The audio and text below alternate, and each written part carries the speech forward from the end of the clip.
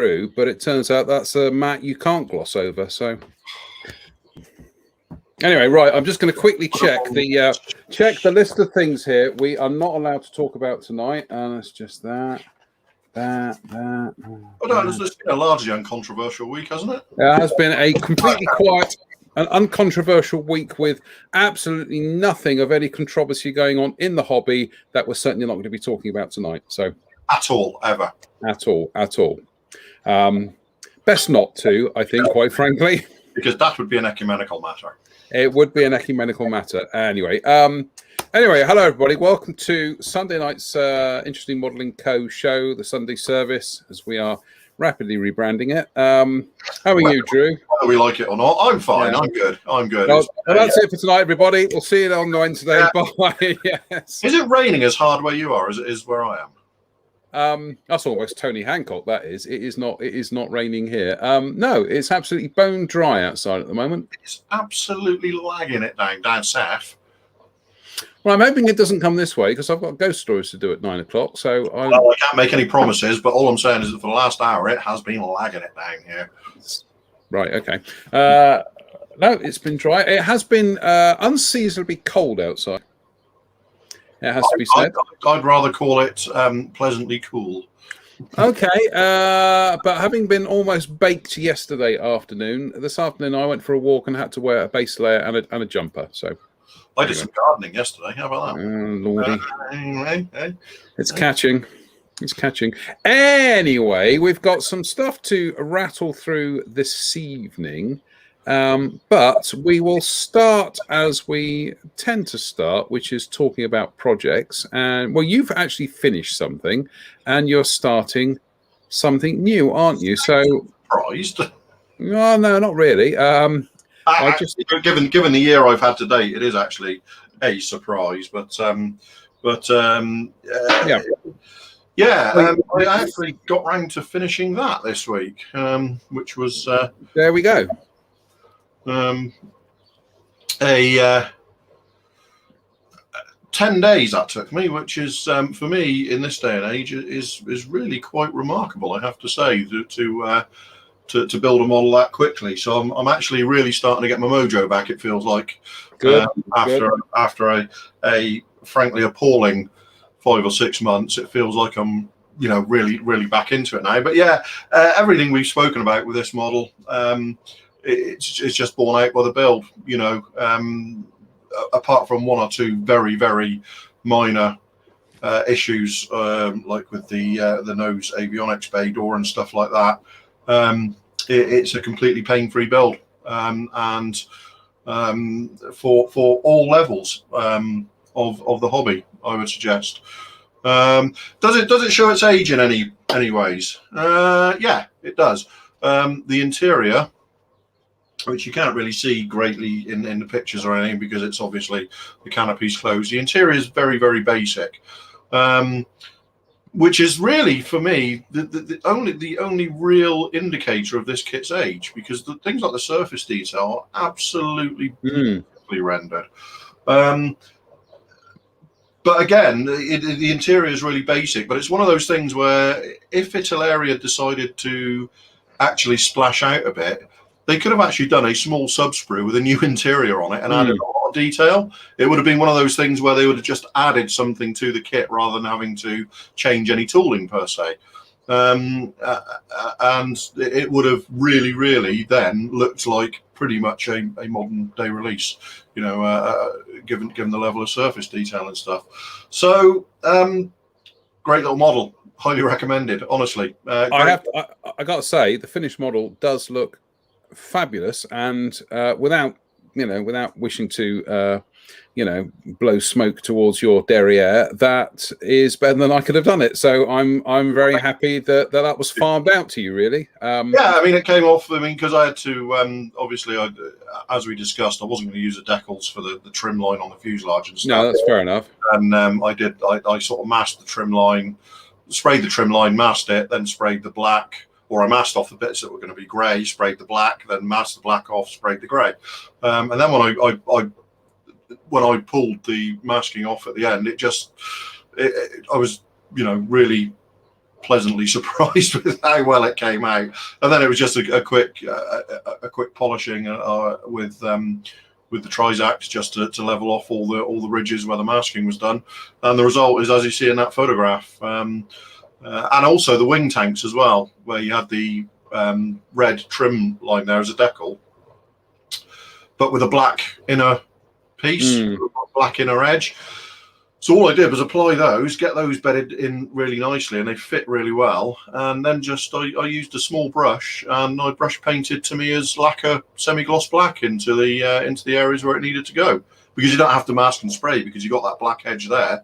So you're painting up to a black edge. So it's really a really simple job. And as you can see there, the results just, well, you can't see where the paint begins and the decal ends. So no, I think for a kit that is 40 years old and that's built, straight from the box, I think that speaks volumes for the the quality of Esch's original tooling.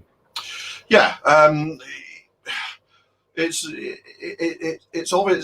of its time in terms of execution and design, but it's way ahead of its time in terms of surface finish. It's one of those, it's kind of like a halfway house in many areas. But this was when Eschi were really in the ascendancy in terms of their quality, because they were being tooled in Japan at that time. Right? Something which we only really learned a few years ago, didn't we? Was it a company called Sun or something like that? We're tooling them for them. Yeah, something like that. But it was suddenly everybody kind of like there was a everybody went now it kind of. That's why they looked so Japanese, if you like. And I think that's why the quality suddenly really started tailing off from about the mid 80s onwards, when they started doing, well, certainly we've spoken about before, the Harrier GR5, and to a certain extent, even things like the A7 and the F8 Crusader is okay, but there's a definite kind of drop off. I really don't like the Crusader kit. No, I don't. I've built it a couple of times, and I have to say, every time I've built it, it's been a profound disappointment. And then along came Academy a few years ago with their absolutely stellar model. So it's a highly recommended little model if you fancy a little trainer. In fact, I was so impressed with it. I don't know if I said this on Wednesday. I immediately started looking to see if they had any plans to re-release or release the single seat 326K, only to find out they'd released it about 9 years ago. So that's the way in which these releases can kind of get away from you and just kind of But what goes around comes around. Yeah, it'll be back, and I'm fairly certain. It wouldn't be terribly difficult to find one if I really wanted to build one that badly. Yeah. But I think my dance card is going to be full for, a few.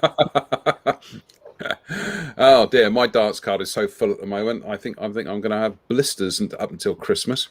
I think it's my dance card is filling up a little bit.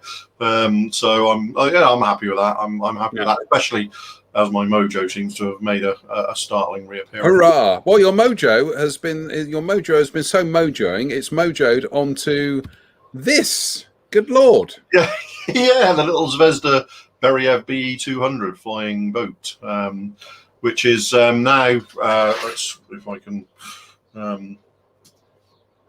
You can see on the side there, which is now at this stage, where I've actually really started painting a little bit of it as well.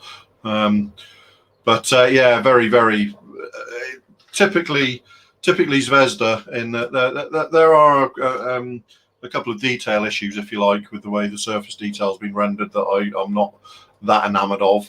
And you can see, if you have a look on the engines there, you can see there's an area of filler on each. That's a drop-in piece with an outlet on it, with a small exhaust on it, and it just didn't seem to fit all that well.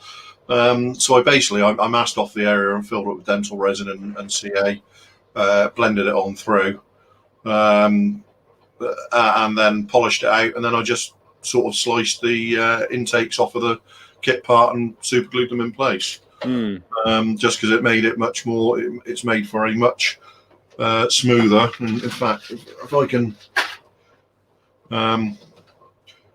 go to the vertical, here's one I painted earlier, and yeah, been painting this today, and it just made for a much smoother area around that. But yeah, I mean, it's a lovely little model. Planning to do the bright one from the Ministry of Emergencies, Russian Ministry of Emergencies. So yeah, it's going. When did I start that? Wednesday or Thursday, and here we are at Sunday, and I'm starting to paint it. So it's very tiny, isn't it? I don't know if 144. You know what? It's a really small aeroplane. It is, because I think a lot of people get confused with the Beriev A40, the Albatross that came before it, which is a very, very large aircraft indeed. Whereas this is probably, it's certainly no bigger than a Hercules, which actually makes it not very big at all. It's one of those ones where I looked at it and I thought that'd make a really nice 72nd scale kit. Actually, it would have made a really nice 72nd scale kit, and not too imposing in that scale. So, yeah, and 144th, it's a really quite tiny model. But yeah, one or two issues with Zvezda's surface finish, where they apparently they seem to leave machining marks in quite a lot of their external surfaces these days, which if you're doing it in a matte finish, it won't really make a difference. But on a gloss finish, you've got to sand and polish it out, really. And it's just making sure you know where it is, which a coat of primer will throw up in no time at all, I can guarantee you. So yeah, that's hopefully that's days more work, and that'll be done. And there's another one for the hobby company, I suppose. Another one for the hobby company's display stand.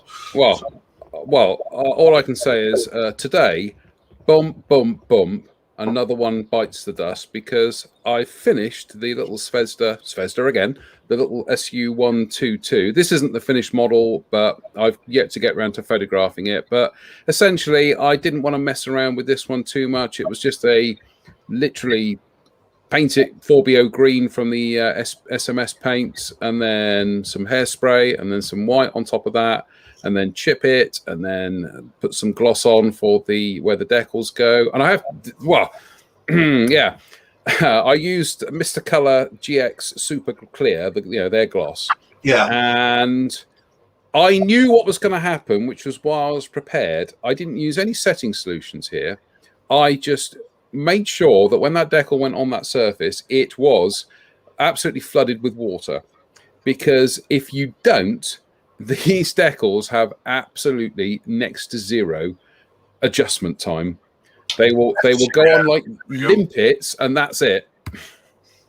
So if you need to move them, you have got to make sure that surface is well wetted and go for it. So essentially, after this, it was just a coat of flat, which was the GX flat, and then just adding the bits of stowage. The photographs will be going up at the end of the day, literally at the end of the day. And that was it. I didn't want to kind of overwork it. I didn't want to throw too many things at it. These are snapped together kits, and I mean, there are clearly looking at this photograph, you can see that things like the mud guards are a bit overscale. If you were making this as a more kind of competition-oriented model, but that's, they're not meant as that. These are meant to be kind of entry-level, cheap, easy-to-build kits, and in that regard, it's brilliant. And I think in bearing that in mind, that that's the way you want to build a kit which is aimed at that market, isn't it? Yeah. Quickly and sort of showing that. It really can be done that quickly and get which is a great looking result. Thank you. It's a terrific looking little model. It's almost only at a casual glance, the quality of the finish belies the simplicity of the kit. It's only when you have to stop and start looking at it to go, oh yeah, those mudguards are a bit thick. Oh yeah, that kind of thing. Because initially it's just you look at the finish and you go, well, on a quick glance. it just looks like another model, doesn't it? I tell you what, I mean, I might actually end up writing an op-ed about this, because how we build things, and then when you suddenly see them kind of like blown up on screen, and you think, oh naughty, you know, look at that, it does kind of change your modeling perspective a bit. Do you know what? I much prefer the old days where we didn't have to photograph our models and share them with people. Do you know what? If you want to find every single error on one of your models, just photograph it and look it up on a computer screen. Seriously, it'll just, you know, it just throws every little problem into sharp relief. And you're right. Is that, has that turned us into a group of people who now overthink these things? This is it exactly. And I can tell you that when I look at this model, it's just over there in the photography booth. It's over there in the photography area, and when I look at it, it's fine. It's I like this, and as soon as I photograph it, I'm just like, face palm moment. Yeah. And also in that, are we overthinking it, and are other people seeing what we're seeing? There is that as well. You know, people. I tell you, a good example of that is that as much as when I did my Tamiya Tomcat 4 years ago, I kind of, yeah, okay, you know, I think it was okay, and then it was packed up, and that was the last I saw of it. It was literally a finished model here for 24 hours, and then it went off to the showroom. Yeah. And then when I bumped into it 18 months ago, actually no, it was at Telford. It was the last Telford, and we were packing the models to go on the hobby company stand. And I remember looking at it and thinking, oh, I like the finish on that Tomcat. And I was like, hang about, that's mine. And I'd forgotten everything that I didn't like about that finished model had gone. And I'm looking at it, and I'm thinking to myself, how did I get that really kind of quite nice satin finish on it? Distance lends perspective a lot of the time. It's why sometimes putting a model I'm not happy with the build on away for 6 months and then pulling it out again, I sort of look at it and go, I can't remember what the problem was. Yeah, absolutely. Just, you know, I've got that Phantom I'm building, the F4E, the Hasegawa F4E. That is currently sort of in stasis, if you like. I pulled it out last night and had a look at it and went, I don't know why I stopped, really. But now I'm sort of doing other stuff that can wait now. But it's not like, you know, you look at it with fresh eyes and go, oh, perhaps I ought to get this finished, because it's actually looking pretty nice. See, unfortunately, as much as I really do want to, I am doing little bits and pieces on that special hobby Whirlwind, because as we all know, it is a subject matter dear to my heart. But as I say, I hate to use the phrase, but my professional dance card is so jammed up at the moment that I can't work on things I want to work on. Which, you know, I know you're all sitting there thinking first world problems, JM, poor you, and it's like, yeah, I know. It kind of is, but on the other hand, no, people don't realise how much of a time suck that can be. I am really looking forward to building this. In fact, I've got the Tamiya one is on its way to me as well. So I'm having a bit of a Panzer IV fest here. But to actually be building the vintage Italeri one now, I'm so excited. Get on with it then. Well, I've got. No, it's a lovely segue here, because we're going to start talking about kits and news and things. Because first up on my dance card, the first dance I'm going to have, and he's got to get the pictures up here properly. Bear with me. Is the Tamiya Kettenkrad, which is just turned up. I know people around the world have got theirs now, but it's we finally just turned up in the UK. So, as I mentioned, it's 100% new tooling. It is 100%. Because, you know, I mean, I'm not being facetious when I say my interest in German World War II stuff is so limited that I kind of assumed this was a 40-year-old tooling that had a couple of extra bits chucked into it. No, this is utterly and completely and totally brand new. Excellent. Albeit it respectfully references the original, especially in terms of the fact that you have the three figures there which echo the figures in the original kit. Right. But they are absolutely state of the art. This is absolutely, Tamiya 2021. This is Tamiya 2021, not Tamiya 1974, I think this one. So if I just rattle through the sprues, we've come up with the figure one first of all, but you get these beautiful new figures, which we'll look at in detail in a bit more. There you can see, comes with an engine. The 1974 one came with an engine as well. It also comes with the road wheels, inner road wheels are all linked together. There is also a trailer, which was also in the original 1974 kit. When you say the inner road wheels are all linked together, did I miss that? Or? No, if you see, let me just try and pull the thing up there. These road wheels here, you can see. There's actually these. Okay. Yeah, you with me? You with me? Yeah. Oh, cool. Yeah. Cool. Yeah. Cool. We cool. Right. We're cool. We'll come to this in a minute, but essentially the running gear in this kit probably amounts for more parts than the original 1974 one. You do get some photo etched bits, which we'll come to in a minute, and they also include a nice little jig for you to put the bits on. It's slightly more broken down than the original, and I think if you look in this sprue here, you can see that the rear parts, that there are parts here which are separate, which to me suggests that they're going to do different production blocks of this. I mean the other giveaway for me is the fact that the box art says mid-production. Yeah, exactly, mid-production. That suggests there's going to be at least an early or late, or early and late production. And as you can see, this lower portion of the runner here, there is a gating kind of block on there. So we're not putting words into anybody's mouths here, but would not be surprised if they have other iterations of this coming out in the future. They're talking about the running gear, so it's 2 sprues duplicated, and that is more bits than the original kit pretty much. And the way they've broken it down is that the tracks are link and length, but rather neatly they also do all the rubber blocks separately, which I'm still kind of from a construction and painting point of view, I'm like, okay, because you can depict the tracks as the separate metallic running gear, the tracks themselves, and then the separate rubber blocks to them. But I was having to think about this today, and I thought, well, actually, when it comes around to, because I have a particular way of doing tracks, in as much as I never paint the metallic colors, I'll paint them weathered colors, then the metallic patina comes in at the very end with pencils or with a nylon brush. What that does mean is probably I will glue the blocks in place, then I can just dry brush them black, and you pop them back out again. It's an option, isn't it? It's like I actually like the fact that they're all separate, because there's not too many of them either, so it's not going to be too onerous to come up and put them in place. But it does give you that engine's nice.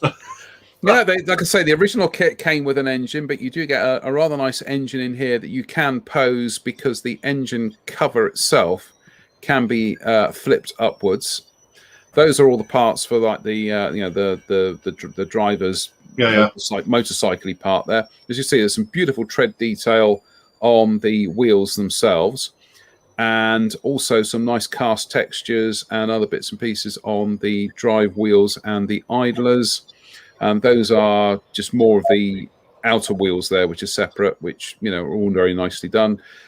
Beautiful detail on the tracks, which I say are link and length, and that's some views there of the trailer, which is rather nice, and the rear section of the vehicle itself on that separate sprue.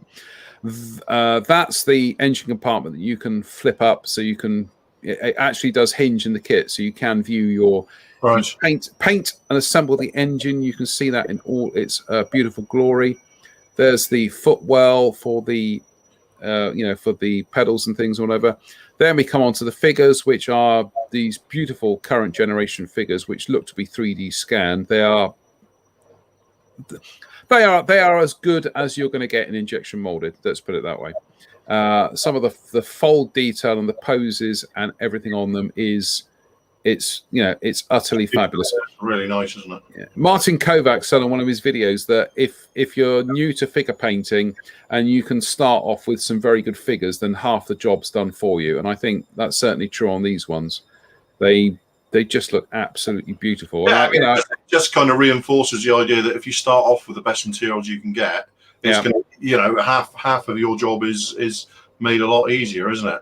Yeah, I mean, even if you're not going to go in there and pick out all that shade, all that fold and highlight detail, the figure itself, the molding itself, is doing a lot of that heavy lifting for you. So, and I have a love-hate relationship with figures. Is sometimes I can do figures and I'm quite happy with them, and the next time I go to do figures, I think, oh, why do I bother? But I'm looking forward to getting to doing these, and I'm looking forward to incorporating them in the whole thing into like a very, very simple, basic vignette as well. Well, that should be. I mean, that's ideal for a tiny little vignette, isn't it? I mean, the entire vignette needn't be much bigger than a mobile phone in area, really. That's exactly what I'm going to do, and I'm probably just going to keep it very basic with just some kind of like basic Tamiya kind of diorama materials. That's it. I mean, the thing is, apart from anything else, that this is 1 or 2 evenings' work before you start painting it, because it's Tamiya. There's that kind of it's the Tamiya effect, isn't it? I look at that and I think, I've got zero interest in the subject, and I'm thinking I'd like to build that because of what you see. Yeah. Well, you're not going to, because it's mine. So exactly. You also get a photo etch sheet, for which they do provide a little jig for you to pop the parts on and bend them into shape, which is rather nice. A jig or a former? Let's get the technical terms right. Technically, a jig is used to guide a cutting tool. Right. Well, we won't call it a jig. What will we call it? A fixture is used to hold a component. A jig is used to guide a cutting tool. It's a former. It's a former. Yeah, see, we got an engineer on tonight, folks. This is always good to see. In fact, it's both of our disciplines here, engineering and decal design. So you get a decal sheet there, which, I think we'd say it's fairly profligate from Tamiya, in as much as more of it is taken up with the branding than it is with the actual decal. Yes. And the thing is, there are, on some of the vehicles, there are weights markings that go on the rear section, probably not applicable to the schemes they've done in this one. I'm slightly surprised they've not been included in this kit, but I get the feeling that with some of the other ones, you're probably going to get a few more decals on them, including unit markings and crosses and other things. But for this one, it is literally limited to just the dials. Just the dials. So in terms of finishing on this one, that's even more streamlined, because there's no stickers to put on the external. So I have to say, I think we have to give credit where it's due here. In terms of using a former for the photo etch, I think we have to give credit to the Chinese companies who have kind of popularized this over the last 5 or 6 years. People like Tacom and people like that have started including these kinds of plastic molded assistance parts, and it's one of the things I've noticed a lot in some of the Chinese, the upper echelon Chinese manufacturers, that is kind of filtering across now to people like Tamiya. That's the former there. So you pop the photo etch part in there, and then you just bend it to shape. So nice and easy. But yeah, this. I am a huge fan of the Kettenkrad. It's one of those vehicles that I just fascinates me. I built the Tamiya kit back in 1985, the original one. As I said last week, you've got the 9th scale one yet? Oh, sorry, only got the 9th scale one. Oh, I do have the 9th scale SU one. Honestly, the day when the call comes one day that says, right, we definitely need that to be built, I will be so happy. The sun will shine eternally over me while I'm building that. So, except for when I suddenly come to using up every single bottle of Dunkelgelb I've got in order to paint the thing. But we'll cross that bridge when we come to it. But no, I'm a huge fan of the vehicle. As you remember from when we went to that World War II weekend, I was all over that one there, enjoying it being there. I've also got some of the new Tamiya acrylics coming along, which are the same colours as the lacquers, but it's always good fun to try out the acrylics. And as to the acrylics, So yeah, new Tamiya acrylics. And as to the two schemes, one is overall yellow, the other one is the one you see there with the 3-tone camo on it. So it's the XF90s. I think it's XF 88, 89, and 90. Yeah. So it's a sound choice by Tamiya. The Kettenkrade's always been a good seller for them. It's pretty much never been out of the catalogue in 40 odd years, nearly 50 years now. So that's I mean, I've not the likely cost of that. It's not going to be an expensive model, is it? Given its size. Do you know what? That's a very good point. And fill in for me for a second whilst I just go online. I think see, this is nothing like professionalism. I think it's we've got it here.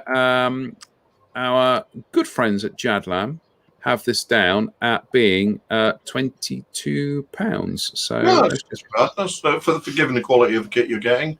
I think 22 quid's fine. No, I'm just calling it up on the screen here. Bear with me. Share screen. Chrome tab. Here we go. There we go. Bing.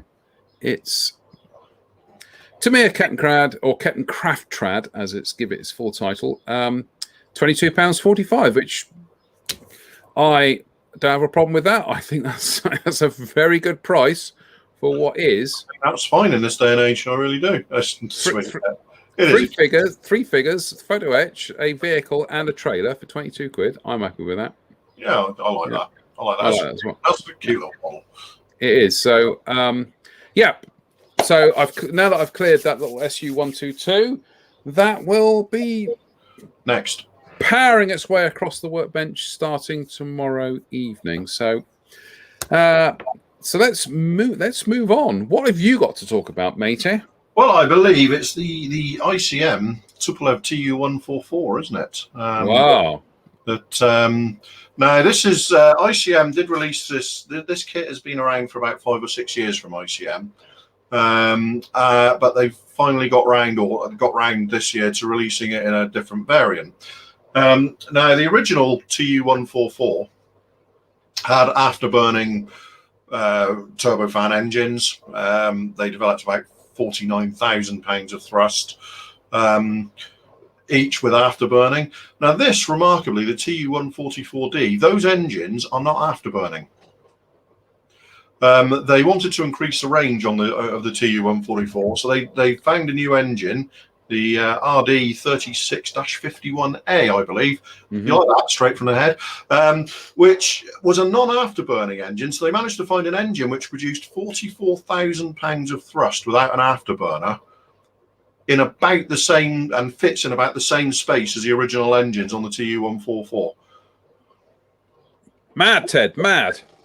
And so that's what you've got there, is a really odd-looking exhaust. If you have a look, it's got sort of like those cones sticking out the back. Because the thing is, when you get into this sort of these flight regimes, you still have to have very close control of the shape of the jet efflux. Mm-hmm. So you still need that. It's almost like an aerospike concept there. Mm-hmm.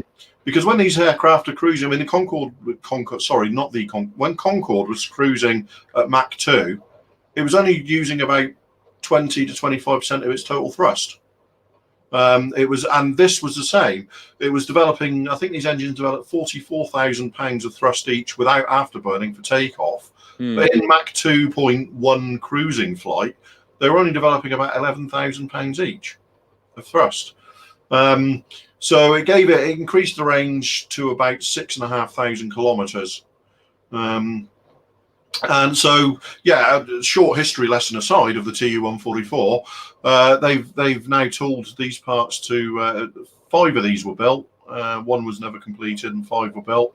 And ICM have decided to grace us with this variant, which I have to be honest, as soon as I saw it this evening, when you sort of highlighted to me this is one we're going to be talking about, I went straight off to eBay to have a look around. I knew. This is why I thought you'd talk about this one tonight, because I thought you with your little 144 scale Russian jet. Yeah, and also this the Aerofax Tupolev TU-144 book, which I got out to sort of do a bit of research with, which is well worth money if you're interested in this aircraft. By the way, great book. And yeah, I thought, I never got around to getting the original ICM one, and I really should have done. And now I'm looking at, because this is retailing at about £23. I found it on not bad. On eBay on various manufacturers, £23-24. But yeah, very nice looking model. Really nice variant of it. Like I say, if you go away and think that they managed to find a non-afterburning engine which took up the same amount of space as the afterburning one and produced about the same thrust on takeoff, we have a tendency here in the West to be quite dismissive of Russian technology, and we really shouldn't be, because again, with the Tu-144, there's a lot of stuff about how initially it was designed with the help of espionage to get, Concorde stuff. But what isn't really appreciated is that later on, sort of like from the late 60s through to the early 70s, Tupolev and Aerospatiale engineers were actually working with each other very closely on the supersonic programs. So there was a lot of cross-fertilization between Concorde and the Tu-144, but it was all above board. They were working with each other. Tupolev had technologies that Aerospatiale wanted to get access to, particularly with regard to fuel sealing, of all things, sealing the fuel tanks and stuff like that for high-speed flight. And Tupolev were the same. They wanted some of Aerospatiale's, and then the engineers got hold of it, and they worked together, regardless of what the people in charge said. And eventually, the people in charge backed down and let them get on with it. So, is it my imagination, or have they actually moulded the static discharges on the ends of the wing? Yeah, because that looks like it might actually be. That looks to me like a test build of a. That's not a render. That's not a render. No, it's not, because half of that fin is out of focus. That definitely isn't a render, unless that is a very clever render that's included. 1980s scale aircraft modelling depth of field. So no, that is a primed test. Yeah. There are gaps on that. So yeah, there is a model. I have to say, I do love Concorde, but I think from a lot of angles, the Tu-144 is the more imposing looking aeroplane.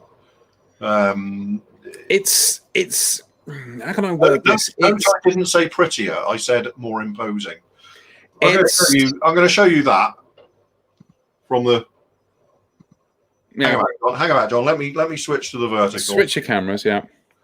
I mean, you tell me that isn't incredibly imposing. It looks like a phoenix. I think the best way of describing it, it's the war version of Concorde, isn't it?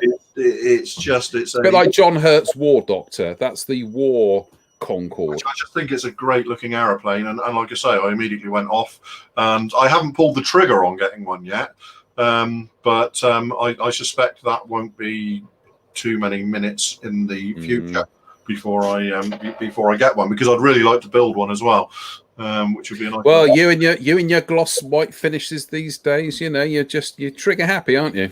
Well, it's nice to be able to do it, isn't it? It's nice to be able to. You are Iwata trigger happy, I think is the best way of putting it, or Mr. Procon. But airbrushes are available. Having kind of discovered ways of getting an effective white finish, it kind of makes you want to do it, doesn't it? So, but I think the major thing is appreciating there are no shortcuts. If you want a good finish, you've got to put the time in. Absolutely right. Let's say Tu-144, but £23-24.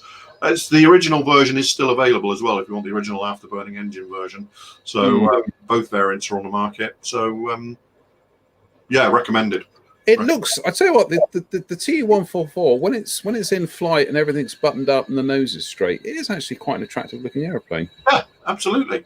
Yeah. But the same with Concorde. When you see Concorde with the nose down, it's just like, oh, really. But when you see, Concorde, I think Concorde is the most beautiful airplane ever created. That's all for tonight, everybody. Good night. Let's move on. Let's say hello to everybody who's watching this evening. I'm going to say hello to John Patrick Huston, Hudson rather. Huston, I'll get it right in a minute. Steve Moores, Dave Coward, Darren McGuinness, Dave Swindle, Paul Milligan, Mark Ryan, Ian Goldstraw, Dougal McWoogle, Wayne A. Beattie, Anthony Bird, Andy Brennan, Lee Suter, Mike Williams, Greg Woodbridge, Paul Dunnan, Marino. Brian Wilton. I keep Brian. If ever I call you Brian Willerton, I do apologise. It's just Willerton is the name of the station on the West Somerset Railway, so I do apologise for that. Stephen Pryor, Christian Gerard, Tim Alexander Maunder. Scrolls down. Johan Olivier, Patrick Power. Scrolls down. Davian Mullen, Stuart Clark, Colin Strachan. Hello, Colin. We're coming to you in a moment, actually. Juan Francisco Molinido, Ofer Cohen. I'm sure there's more out there, but there are more. Jim Carswell, but William David Howell. Hello, William. So thank you, everybody, for joining us tonight. We're very grateful of your attendance here at the Sunday service. So we will now. It is greatly appreciated. It is absolutely. The collecting tray will be going out at the end of the service. Please give generously. We will. I've got biscuits. Yeah, biscuits preferably. Anyway, we'll move on. Now, I'm going to say thank you to Colin at Freight Dog, who sent us one of these this week, because we've been talking about these, about IBG and some of their 72nd scale kits. Now, this is IBG, and this is from their World at War range, which this is very similar to what I forgot what the name First to Fight do, in as much as you get a little magazine kind of booklet thing, and you also get an easy build model. And with this one, you do get the construction drawings are on the back of the magazine. You do get color profiles, and going through the book, it just gives you a potted history. Oh, that's nice, isn't it? I tell you what, the booklet is really nice. The booklet is very, very nice. I didn't want to put the whole booklet online because I didn't want to kind of, infringe IBG's intellectual property too much. But let's just say it is very, very nice, and it's in English, and it's Polish as well, isn't it? I think they're a Polish company. Yeah, IBG are Polish. Yeah, I probably got that horribly wrong, but yes, IBG are Polish. Excellent, and it's beautifully put together, and this is £10. So you're getting a very nice model, which we'll come on to in a minute, and you also get, gotta say, a nifty little bit of reference as well. But the kit, I'm really impressed with that. I really am. Well, the kit is, as I say, it's one of these simplified ones. Essentially, for a wargaming system, but this is really the kind of the upmarket end of these simplified kits. This is exceptionally well, beautifully well done. As you can see, they've pretty much done the running gear in one piece there, including the idler and the drive sprocket, which there is going to be an incredible amount of compromise going on. I think it's the best way of putting it. How much it's kind of like offends you, I think, whether that's the right verb or not, but how much it kind of like gets, it gets to you. That is going to be a feature of these kinds of kits. This is the desert one. Were this to be a European theatre one, I'm going to use the interesting modelling company Cliche here, which is some of the deficiencies you can hide with mud. But essentially, this is can't really do it with dust, can you? No, you can't really do it with dust. No, but I'm sure it's one of these things that when it's built, I don't think you are going to really notice the running gear unless your attention is drawn to it. This is one of those instances where I think the skill of the painter. Oh, well, this model's doomed then. But as you can see, it's very, very crisply molded, and the rivet and bolt detail on this is absolutely exceptional. In fact, when you see the we'll get to the underside of the hull in a minute. Some of the Pioneer tools are molded in place. When it's done this well, I'm not particularly bothered, because it's almost as if they look like they've got undercuts to them. They don't, but they are so well done that they actually have like a bit of depth to them. So not a problem for me. You get two different types of side skirt of kind of mud guards here, including the dust shields for the desert version. That's the upper hull. Yes, the grab handles are all molded in situ, but I think in this scale, a bit of a wash. It's not incredibly crisp, isn't it? Well, wait until you see the next bit. That's what IBG, but that's IBG. IBG are doing great work these days. So. Yeah, I mean the louvers there on the engine deck; those are very, very nicely done. That's as I said, with the running gear there. How much of that you find troublesome at the end of the day is a personal decision for you as a modeler. Myself, I will accept that there are limitations there, but I will just try and deflect and hide with painting weathering. As you can see there is actually an outer drive sprocket part that does go in there, so that does actually give some depth to the drive sprocket. So you've got to bear in mind the market this is aimed at. Exactly. So it's not strictly intended for serious replica makers, shall we say, in terms exact replicas. But having said that though, I actually think that running gear looks better than if you were trying to do that with rubber bands. Yes, absolutely. Yeah. Absolutely. And certainly the detail on those cleats and everything that's stunning. That's absolutely stunning. Pow! Look at that. It's just a shame most of that's going to be hidden because that is spectacular. I mean, isn't it? In some ways, it's like the only thing IBG would need to do to make this into a serious model and is actually do a new sprue with new running gear on it, isn't it? Yeah. And you get a two-part, you get a two-pronged approach where it can be for the wargamers or it can be for the serious modeler. I like this approach because it just means I get to bang something out and get onto the painting and weathering bit, which I enjoy. And I mean, again, look at how crisp that spring detail is on that suspension. That is absolutely stunning. And there's some more bits there for the transmission. And then you get a rather nice decal sheet with quite a few options, which are covered in the booklet. And these are as well, printed by TechMod. Yeah, so these put these on a gloss surface, you are going to have almost zero working time unless you flood it with soapy water, I think is the best way of putting it. And it's also a Cornter scheme as well, which is it's colourful, although there's going to be some masking of sharp edges. But hey ho, what's life if not a challenge?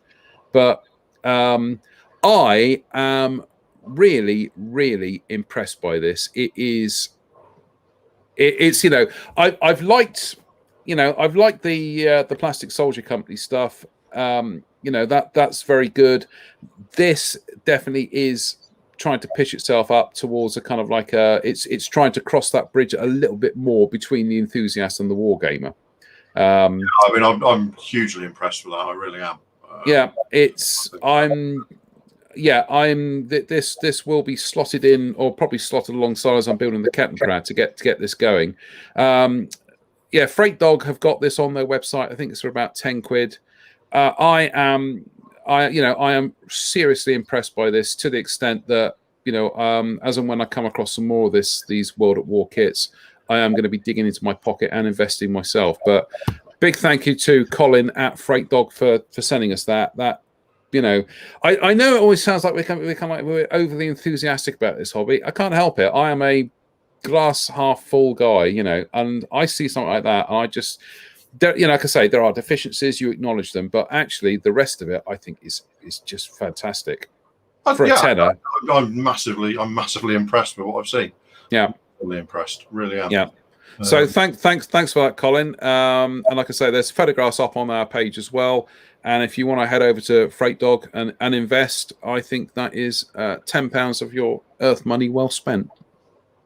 Wouldn't argue. Yeah. Now, more tanks. So, Zvezda, back to Zvezda. They're doing a T62, aren't they? Oh. 1/35th scale T62. Now, I have to be honest.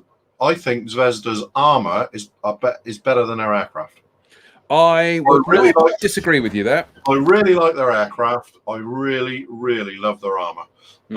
They just they just seem to nail it in terms of buildability, as well as accuracy as they move forward. And a new tool, T62. I mean, Trumpeter did a whole range of them a few years ago. Obviously, with you know the usual caveats that came from Trumpeter about 10 or 12 years ago, which was, you know, they were somewhat there were inaccuracies and all the rest of it. They're nice models. I've got a bunch of them downstairs actually, but I think we can say that with Zvezda, we're very likely to get an extremely accurate and very, very easily building model as well. That's the thing I first noticed probably getting on 10 years ago, 9 years ago, with their T90. Now I know the T90's got a couple of accuracy issues with the running gear, but as a kit to build, it looks very complicated in the box, but it just flies together. It's absolutely zero stress to build. So I would imagine that this is going to be, you know, pretty much the same. Zvezda's armor is that way these days, isn't it? Well, I refer the honourable gentleman to the Zvezda Sherman again, which is just eye-wateringly easy to build and phenomenally detailed for the price. Like I say, I regard their, you know, I think their aircraft are good. I think their armor is great. I think the other thing to remember is about those trumpeter kits is they ain't making any money for Zvezda, and this is a Russian tank coming from a Russian kit company. Yeah, so this is. I mean, I wasn't having a go at. No. You know, there is room in the market for everybody, and the T62. Well, what was it before that? I think Eschi did one, didn't they? Yeah, which is probably best forgotten. And prior to that, it was Tamiya back in the 70s. Did Lindbergh do one in the late 80s as well, early 90s? Fill in. You're going. He's going googling, people. He's off. He's googling it. But is this an early production one? Yes, it is an early production because later on.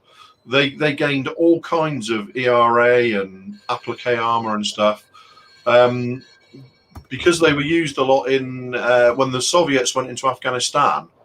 They didn't use a T-72; they used T-55s and T-62s, standard armor, even in the 80s, because it was more suited for the role it would have to undertake, because it wasn't anti-tank warfare they were using them for. So they started gaining all kinds of different applique armors and stuff. So as a base point, as a starting point, fantastic. I really look forward to seeing this, actually.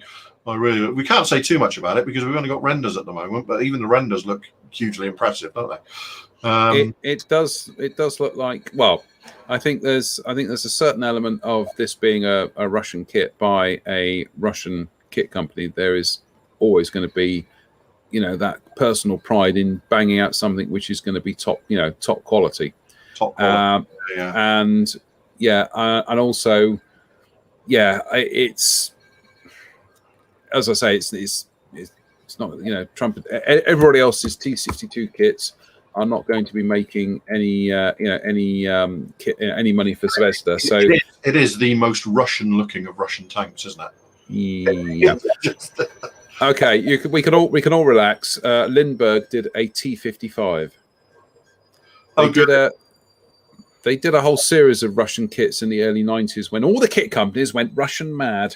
And I seem to remember building the T-80. They did a T-80 kit. Yeah, and it was pretty. Yes, pretty. To say the least. Yeah, but I agree. This does look fabulous. I'm not really a kind of big fan of Russian armor, but I think this does look rather attractive. Of course, if one inevitably turns up, I'm sure we'll find somebody to build one. I can't think who, but I'm sure we'll find somebody who has an interest in the subject matter to actually crack on and make one. Somebody who's interested in Soviet post-war armor. Exactly. But it does look purposeful. Because it's kind of got that look of. It's still got slightly 1 foot in World War II. There are hangovers from the T-34, aren't there? Yeah, but then it's got those fuel tanks at the back and that honking great big barrel and that kind of JS kind of 3-ish turret-ish. It's a fabulous looking vehicle. I mean, yeah, wouldn't want to tangle with that, would you? And, thousands and thousands of them made. Even used throughout the Middle East, used by Israel. Israel re-engined them and re-gunned them and did all sorts of things with them. So yeah, I mean, this could be the start of a very, very big range of kits. Should Zvezda choose to capitalize on the research and tooling? I'm sure it's going to be the start of a beautiful relationship between you and that kit, as and when it turns up. So. It's enough. It's enough for me to go. Oh, I want one. Can I? Actually, showing my complete and utter ignorance of Russian and Soviet vehicles, were they still painted in 4BO? Or I don't colour that 4BO, but I think I've used it interchangeably. Right. It's only a cold green. Yeah, it's only in very recent years that they've moved to a very much darker, grayer sort of green colour for their armour. But yeah, the traditional green, it's all pretty much interchangeable. You look at, there's a picture of a tank, a graveyard, if you like, that's full of Ukrainian T-80s, and they're all nominally the same colour, but there's hundreds of them in there, and no two of them are the same colour.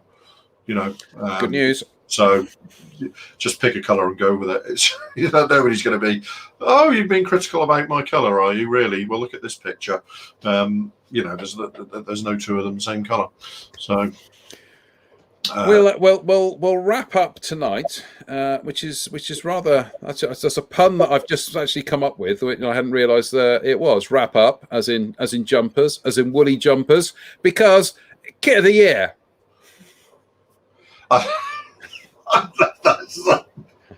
Oh God! I don't want to ram this one home, but oh God, could you please give it a rest? I could exactly. Well, I'm thinking on the hoof now, Mini Art. We love you. We love you so dearly. We want to invite you around for tea and cake because. This is just.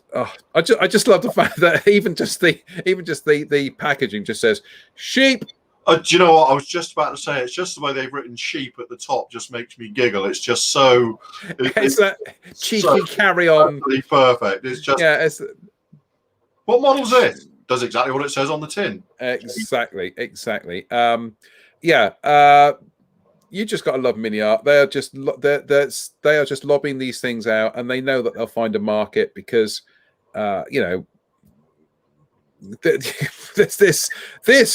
is a kit that is going to have modelling applications pretty much with any modelling genre where there are human beings. Vignettes, can't you? Instantly, 101 vignettes. Anything from ancient Egypt to Rome.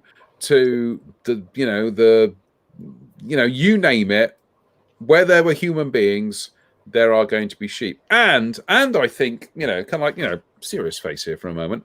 I actually think this opens the hobby out a bit more because this is a non-military subject, which, for people who, want to build something a bit different, I think this is fabulous. I think, yet again, Mini Art are doing things. This is a tremendous promotion for the hobby, I think. Nobody wants militarized sheep.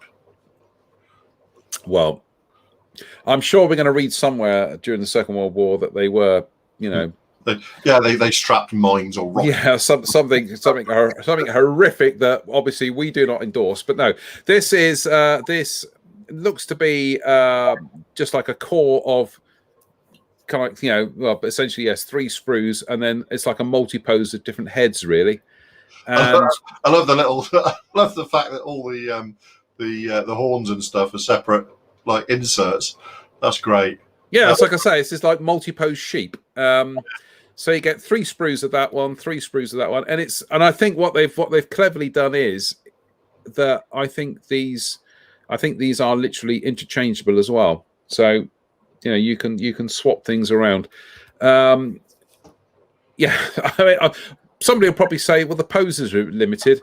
Trust me, having been to Stanton Drew, where there are always sheep grazing there, sheep tend to have two poses: one staring at you rather unnervingly, rather sheepishly. Rather sheepishly, in fact. That's very good. Or he's doing the funnies now, or two just grazing. That's it. Yeah. They don't tend to do a third one. But I just take my. Well, I mean, they can only be weeks away from announcing cows, and it's just we're going to get a full. Old McDonald's going to have a right old time. You just know we're going to have a farm full of animals before the end of the year, aren't we? There's going to be pigs and sheep. They've done goats, haven't they? No. Somebody done goats. I thought somebody had done goats. They get this to me are farm animals, but this is just up in the ante, isn't it? This is like, more. But no, utterly, I love mini art. It's just more great subjects, isn't it? More great. If we could just do this channel just promoting mini art, that would be fabulous. I'd just be like, mini art. If you're watching, we are guns for hire here. No, seriously. They're just such a fabulously kind of off kilter company that just love them. I absolutely love them. And they must be making good profits doing it, because they keep doing it.